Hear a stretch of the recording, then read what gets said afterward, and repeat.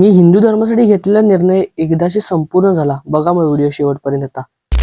तर नमस्कार मंडळी, तुम्हाला माहिती आहे की मागच्या व्हिडिओमध्ये मी कनी सगळं काळ्या दिवसासाठी मी एक उपवास धरलेला, ते पण तुम्हाला माहिती आहे. मी आज दिवसभर पाण्यावरती राहणार होतो, म्हणून मी जाता जाता म्हटलं मम्मीला रामतीर्थावर जाऊन फिरून या. मग प्रभू श्रीरामाच्या इथं पाया पडलो आणि आलो की मम्मी सोबत परत आपल्या वाटेला.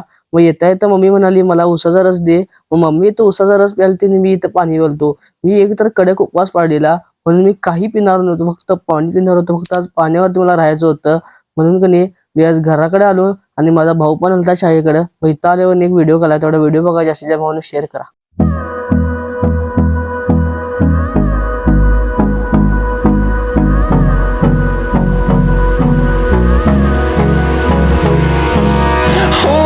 Close till I get up.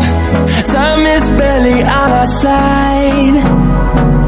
I don't wanna waste what's left. The storms we chase are leading us, and love is all we'll ever trust. Yeah, no, I don't wanna waste what's left.